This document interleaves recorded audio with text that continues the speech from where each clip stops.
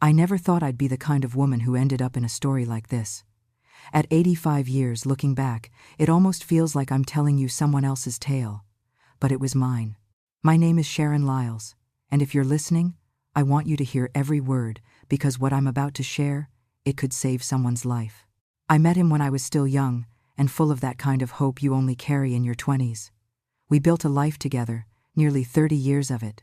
We laughed. We raised dreams. We shared little inside jokes no one else would understand. And for the longest time, I believed I had found the man who would protect me from the world. But I never imagined I'd need protection from him. The first time it happened, it didn't come with warning sirens or flashing lights. No, it came like a quiet storm that suddenly ripped through everything I thought was safe. We were arguing about something so small, something I can't even remember now. And then, in an instant, he lost his temper. His fist connected with my face before I could even process what was happening. I remember the taste of blood, the way the room spun, and the sharp pain as I fell against the corner of the table. My body gave out before my mind could catch up, and the world went black. When I opened my eyes again, the house looked like a battlefield. Broken dishes, shattered glass. He had smashed nearly everything in sight. And there he was, hovering over me, tears rolling down his cheeks, whispering apologies like they were magic words that could erase what had just happened. "Sharon," he said, voice trembling. "I'm so sorry. I'll never do it again. You know I love you, don't you?" And here's the part that still haunts me. I believed him. I wanted to believe him. Because when you've built a life with someone for so long, you cling to the idea that this horror was just a mistake, a one-off, an accident. So I forgave him. Or maybe I convinced myself to forgive him because the alternative, admitting I was in danger with the man I loved, was too terrifying to face. For a while after that, things seemed normal. He was gentle, extra attentive, like he was trying to plaster over the crack he'd made in my trust. But deep down, something inside me had already shifted. I started watching his moods more carefully. The way he'd grip the steering wheel when he drove, the heaviness in his footsteps when he walked through the front door. I told myself I was just being cautious. But in truth, I was already learning to walk on eggshells. Friends would ask if I was okay, if something seemed off. And I'd laugh it off, brushing away their concern.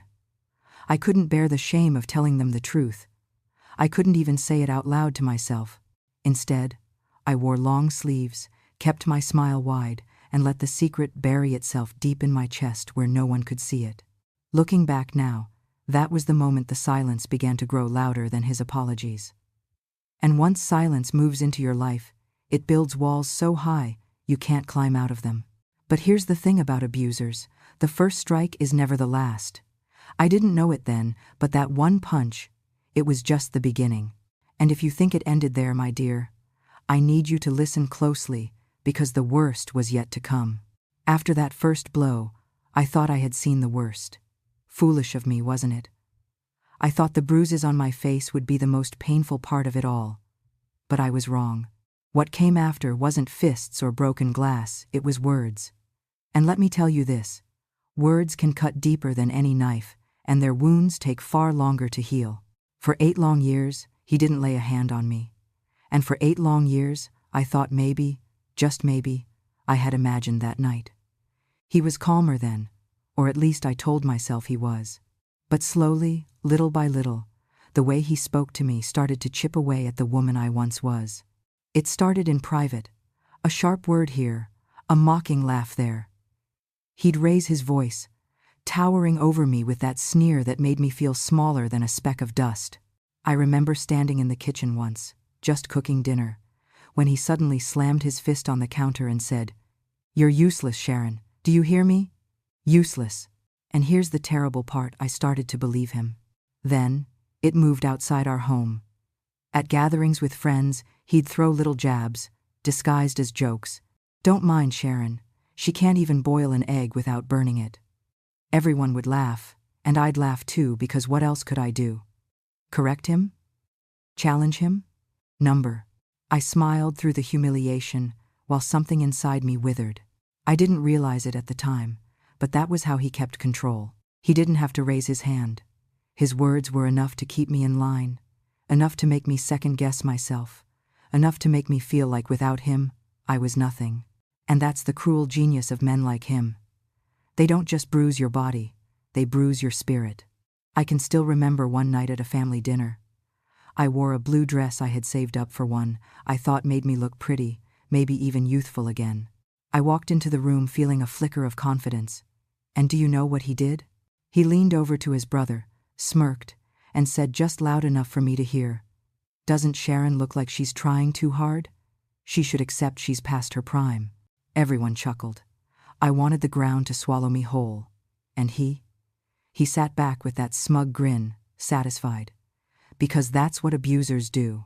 They make you doubt your worth until you start believing their lies. 8 years.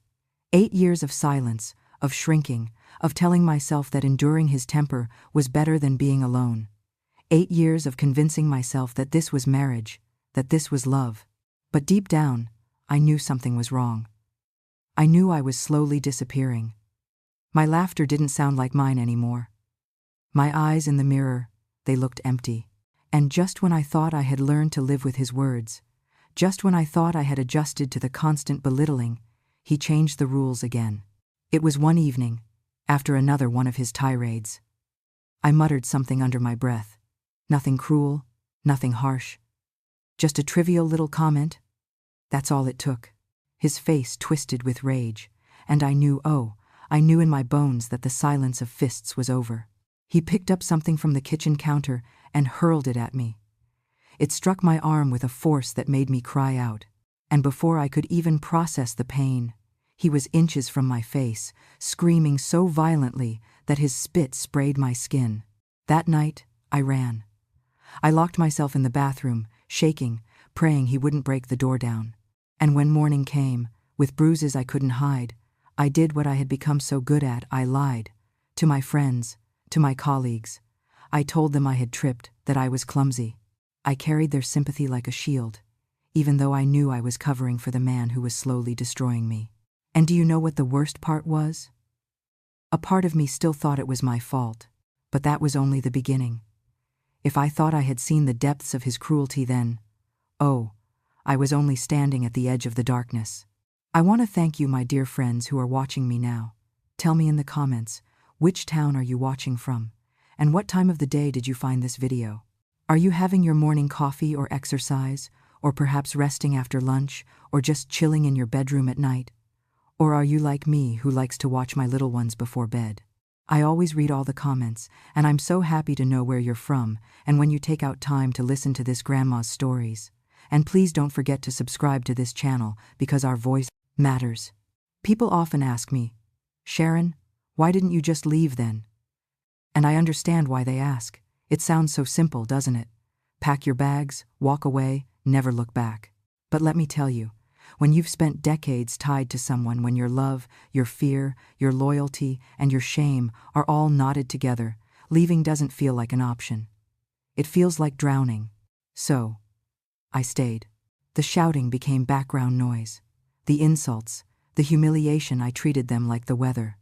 You don't fight the rain, do you? You just grab an umbrella and keep walking. That's how I lived.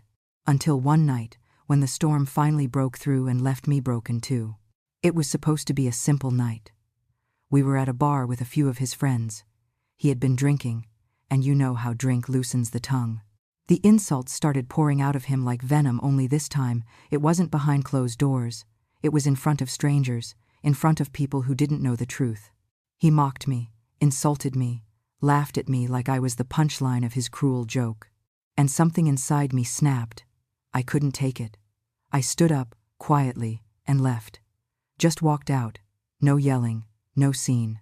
Just me, reclaiming a shred of dignity by not letting him use me as his entertainment. But when I got home, the silence was waiting. Heavy, cold, dangerous. He came back later, his face twisted with fury.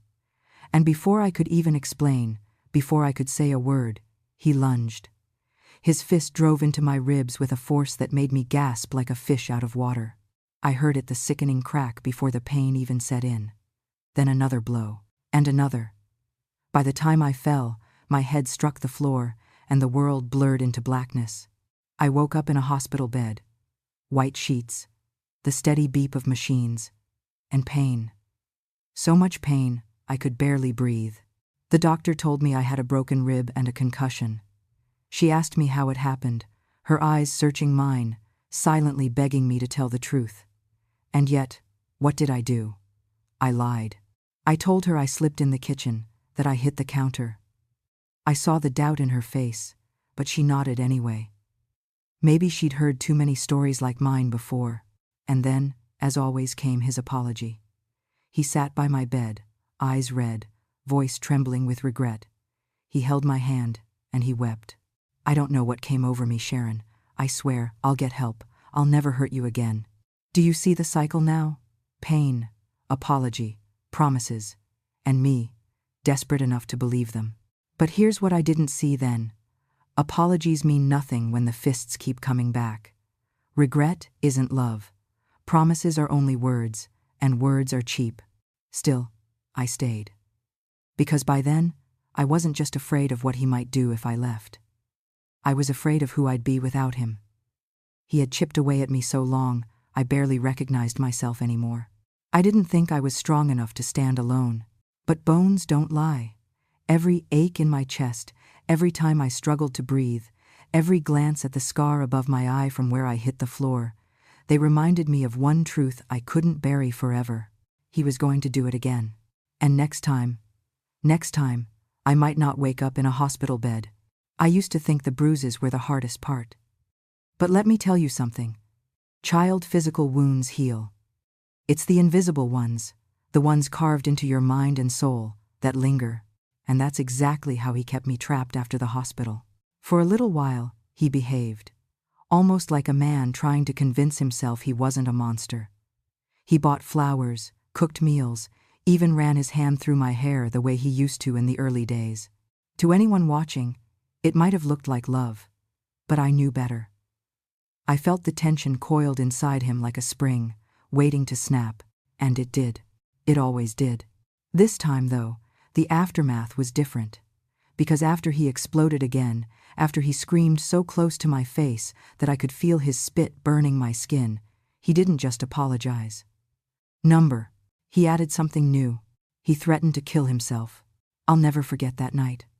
I had locked myself in the bedroom, trembling, when I heard the crash of glass from the kitchen. Then his voice, broken and desperate. Sharon, if you leave me, if you tell anyone, I'll end it. Do you want that on your conscience? Do you want to live knowing you drove me to it? Do you see the cruelty? He flipped it. Suddenly I wasn't the victim anymore. I was the villain in his twisted story. He was no longer the man who bruised me. No, he was the poor soul I had to save. And me? I became his jailer, bound not by love, but by guilt. And it worked. For years, I carried his threats like chains. Every time I thought about leaving, his words echoed. You'll have my death on your hands. And I stayed. But something shifted the last time. The violence was worse, yes. The rage in his eyes. It was like staring into the face of a stranger. But it wasn't just the fear that stayed with me, it was the emptiness. After he broke me down again, after he swore he'd kill himself if I dared breathe a word, I felt nothing. No pity, no guilt, just a hollowness that whispered, you can't do this anymore. So, for the first time in decades, I reached out. My hands shook as I dialed the phone, but I called a friend. I told her everything. My voice cracked. I stumbled over the words, but once they were out, I felt something I hadn't felt in years. Relief. Then I told another friend, and then a family member. And with every confession, the chains loosened. I wasn't alone anymore. I wasn't crazy. I wasn't worthless. I was a woman who had been abused, and I finally said it out loud. Of course, I didn't leave right away. It wasn't that simple. He begged. He wept. He swore he'd get help. And for 3 months, I tried to believe him. He even went to therapy, came back with pamphlets, talked about his anger issues as if giving them a name would fix them. And like a fool, I went back. But here's the thing about broken glass, you can glue it back together, but the cracks will always show. His anger was never gone. It simmered just beneath the surface, waiting for the moment I dared to step out of line. And when it came, oh, it came with a fury I wasn't sure I'd survive. I still remember the night I said it as clear as a bell. I want a divorce. Saying those words felt like pulling a hand away from a hot stove, necessary and terrifying all at once. For 30 years we'd been a unit. For 30 years I'd swallowed knocks and insults and threats, and that sentence was the first brave thing I'd spoken in decades. When the words left my mouth, his face didn't look surprised. It looked hungry. Not for love or for me, but for control. He walked out without a word. I thought, foolishly, that walking away might be enough for both of us, that maybe the air would clear and we could learn to live apart. I was naive. 2 weeks later, his reaction made it clear he wouldn't let go easily. The threats began the old, poisonous line about killing himself if I left. I'd heard it so many times I could almost recite it for him. It used to fold me in on myself. This time, it made something in me steel rather than crumble. But words turned to action. One evening, he sealed the doors and the windows like he was trapping a bird. The atmosphere shifted. The house felt smaller, the air heavier. He moved from pleading to raging in the space of a breath, and the man I had once loved was gone. In his place was someone I barely recognized. He hit me, not with reason, not with argument, with violence. My nose was broken. I remember the hot sting, and then somewhere in the chaos he lunged with a knife. I won't linger on details. The cut I got was deep enough to mark me, but not described in the way some people tell stories. I'll only say this. I bled, I was terrified, and I believed for a moment I might die there on that kitchen floor. Survival has strange qualities. It can make you quick and foolish at the same time. I shoved him, more out of instinct than courage, and for a sliver of time I managed to break away. I ran to the door, hands shaking so badly the key slipped in my fingers. That's when the neighbors, bless them, started shouting. Someone was banging from outside. Someone called the police. His expression when the sirens cut through the night is a look I will never forget. For 30 years he'd made me small. That night, for the first time, the fear was in his eyes, not mine. Police arrived, and for the first time in a long while, I felt a strange thing. Relief that wasn't mixed with guilt. In the hospital, bandaged and bruised, the adrenaline ebbed, and something else settled in its place. Not peace exactly, it was too soon for that, but a kind of clarity. I'd asked for a divorce. I'd spoken my truth aloud. It had almost cost me my life, and yet saying those words had finally begun to break whatever spell held me to him. People ask me why I didn't leave sooner. They ask why I went back when he promised help. They don't understand the knots in an old marriage. Love, fear, history, shame. But that night taught me a truth I couldn't ignore. Staying to keep his secrets was a slow death. Leaving was messy and loud and dangerous. But it was life. So when the police did their paperwork and the social workers spoke softly about protection orders and shelters, I listened like my life depended on it because, in more ways than one, it did. That's where the turning point began. Not with one brave deed, but with a string of small, frightened steps that led me away from him. The morning after the hospital released me, I sat in my daughter's living room with a blanket wrapped around my shoulders like armor. My body ached, but it was my spirit that felt broken into more pieces than I could count. For the first time in 30 years, though, I wasn't under his roof. That alone felt like air rushing into my lungs after years underwater. The police had already spoken to me the night of the attack. Kind voices, steady eyes, pens scratching across forms as they asked questions I never imagined answering. Has this happened before? Has he ever threatened you before? Has he ever hurt you like this before?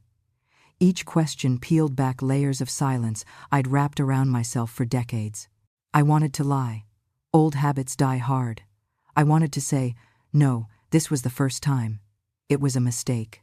He's just stressed. But the bruises across my face, the stitches in my side, the way my ribs screamed when I moved, they all betrayed me. And in a way, thank goodness they did. For the first time, my truth was visible. A woman from the NCDV came to see me not long after. She sat across from me at the table, hands folded gently, like she'd been waiting for me all her life. She explained how they could help: a witness statement, a court application, protection orders. I'd never heard of half of it. My life had been boiled down to fear and excuses for so long that the idea of protection felt foreign. When she asked me to tell my story for the witness statement, I hesitated. My throat tightened. My eyes darted to the door like he might walk in at any moment. But then, something surprising happened. Once I began to speak, the words wouldn't stop. It was as if 30 years of silence had been dammed up inside me, and now the river was breaking free. I told her about the first punch, the shouting, the insults, the way he'd control everything from the clothes I wore to the way I laughed. I told her about the nights I pretended to sleep just so I wouldn't anger him. I told her about the bruises I'd hidden under sweaters in July, about the lies I'd spun for coworkers who thought I was clumsy. By the time I finished, I was trembling, but lighter. She wrote it all down, every word, every detail. When she read the draft back to me, I cried. Not because of the pain in those pages, but because it was the first time someone had listened without judgment, without telling me to just leave. She treated me not as a victim, but as a woman who still had choices left to make. The court process terrified me. I imagined standing in front of a judge, my voice cracking, my knees shaking, while he sat there smirking. But the team prepared me. They explained what the forms meant, what the hearing would feel like, what I could expect. And for the first time in decades, I didn't feel like I was walking into battle alone. One thing that stuck with me was when she said, "You've already survived the worst. This part? This is where you take your life back." She was right. The day we filed for the non-molestation order and the occupation order, I walked into that courtroom like a frail, battered old woman. But I walked out feeling taller than I had in years. My body still carried the bruises, but my spirit was learning how to stand again. That was the first day I felt a flicker of something I thought had been stolen from me forever. Hope. I don't think I've ever felt smaller in my life than the morning I walked into that courthouse. My hands clutched the statement the NCDV had helped me prepare, but inside I was shaking like a leaf in a storm. The marble floor, the echo of footsteps, the stiff formality of it all, it felt like stepping into another world, one where my entire life was about to be put on trial. And then I saw him. He was sitting across the hallway, calm as a cat in the sun, with that same smirk he always wore when he thought he had the upper hand. His eyes caught mine, and for a moment, all the years of fear rushed back. My ribs ached as if remembering, my stitched wound throbbed as if it knew he was near. I almost turned back. Truly, I did. My legs begged me to walk out of those doors and never come back. But then I heard a voice, not out loud, but inside me, whisper, "You've come too far to run now." The hearing began. The judge, stern and steady, looked over the documents. My abuser's lawyer tried to paint me as hysterical, exaggerating, emotional. I wanted to shrink. But then my own statement was read aloud. Every detail, every word I'd fought to speak, was there on the record. It was strange hearing my own pain in someone else's voice. Strange and powerful. Because for once, it wasn't just my secret. It wasn't locked inside the four walls of our house. It was out in the light, undeniable. He shifted in his chair. That smug confidence faltered. And for the first time in 30 years, I wasn't the one explaining, covering, or making excuses. He was the one being questioned. When it was my turn to speak, my voice quivered, but I spoke anyway. I told the judge about the years of control, about the first time he hit me, about the fear that had become my constant companion. I lifted my trembling hand and pointed at him. This man tried to take everything from me, my freedom, my dignity, my life. I am asking this court to give me back what he tried to steal. You could have heard a pin drop. The judge leaned forward, eyes steady on me. And then, in words I'll never forget, he said, "Mrs. Lyles, this court believes you, and this court will protect you." In that moment, I broke. Not in despair this time, but in relief. Tears poured down my face as the orders were granted. A 12-month non-molestation order, an occupation order, keeping him out of the home we'd once shared. He erupted, muttering, glaring, trying to intimidate me with those familiar eyes. But the bailiffs stood between us, and for the first time, his fury couldn't reach me. Walking out of that courtroom, I didn't feel like prey anymore. I felt like a survivor, a woman who had stared her abuser down in the one place he couldn't twist the truth. And for the first time in decades, I felt something I never thought I'd taste again: justice. Even after the judge's gavel came down in my favor, I couldn't shake the feeling that he was still in the room with me.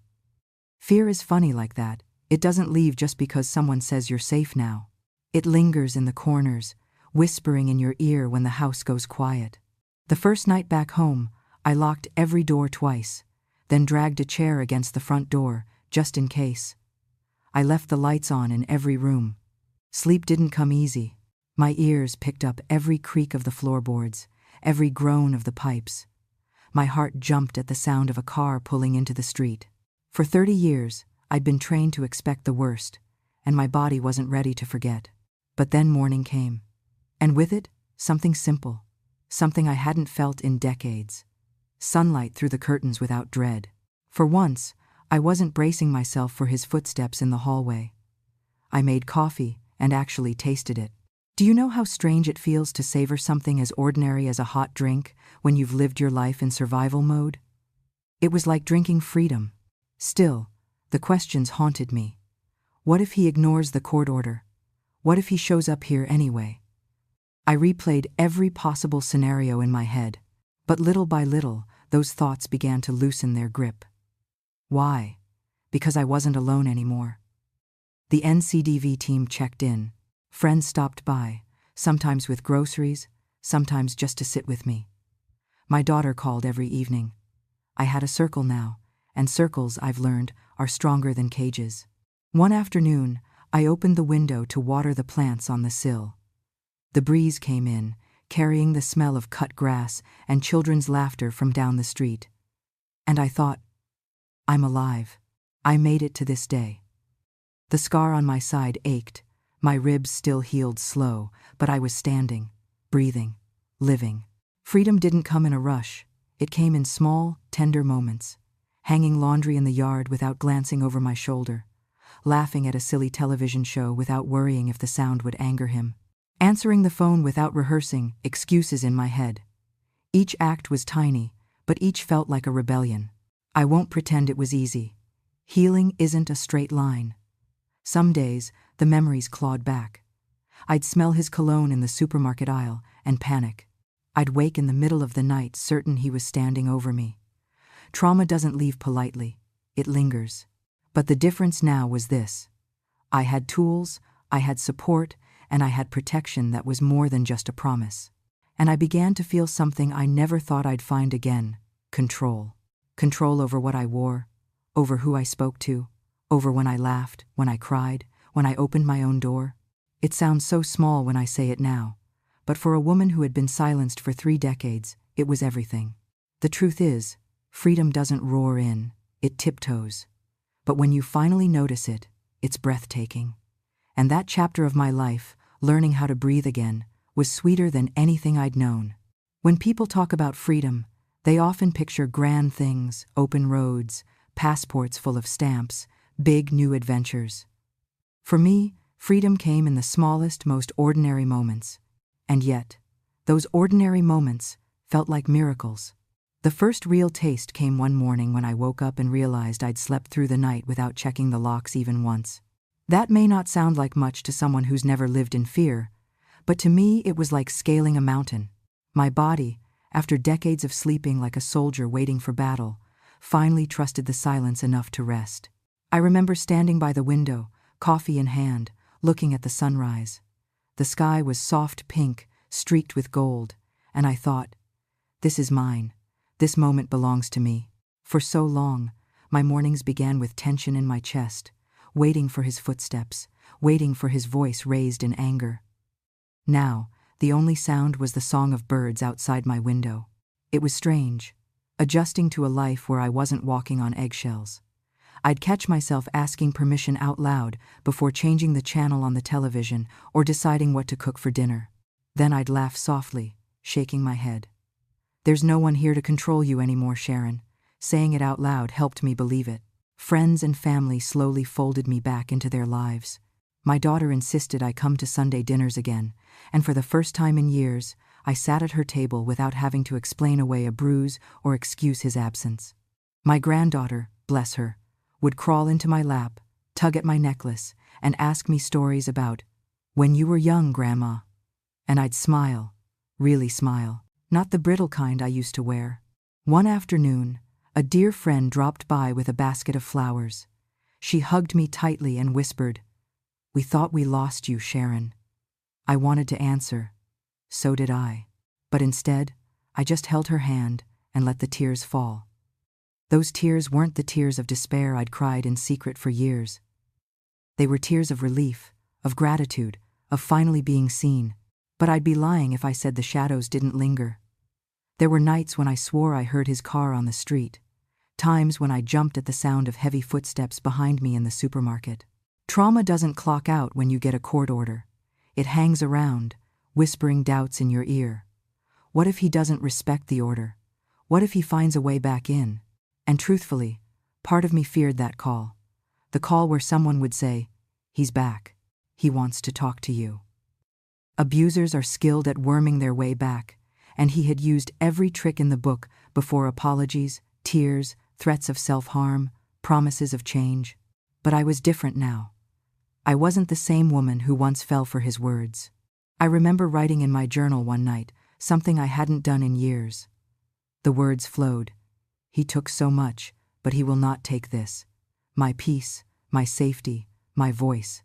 This is mine now." I underlined those words until the ink bled through the page, and in that act, I claimed myself back, piece by fragile piece. One of the sweetest victories came in the simplest way. I went to the market one Saturday morning, basket in hand, and I laughed out loud at something the vendor said. Really laughed, a belly-deep laugh that drew looks from strangers. And instead of shrinking, instead of worrying what he would say or how he would mock me later, I stood tall. That laugh was mine, unashamed and untethered. Looking back, those days were not easy. Healing rarely is.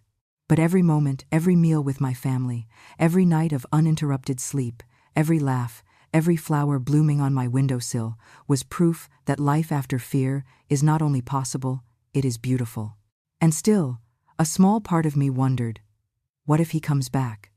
What if he tries one more time? That question lingered in the back of my mind, like a shadow at the edge of a bright room. I didn't know then if the story was truly over. But I did know this. If he ever tried to return, he would not find the same Sharon waiting. He would find a woman who had finally remembered who she was.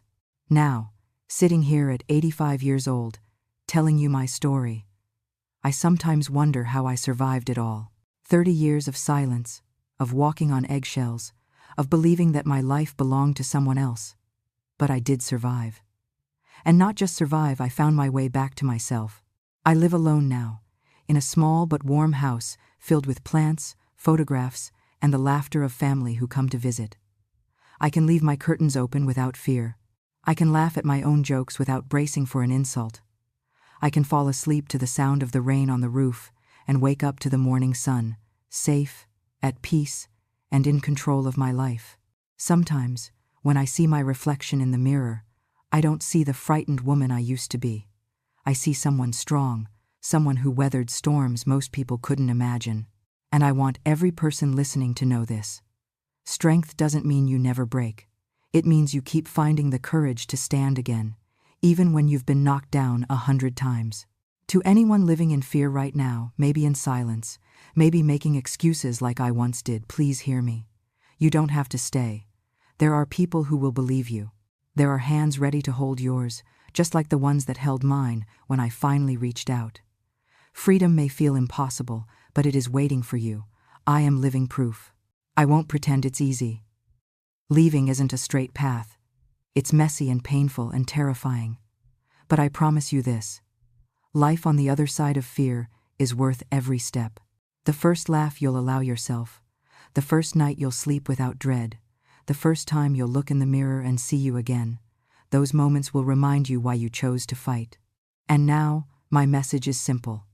I am in control of my life again, and it is amazing. I feel safe in my own home. I feel liberated.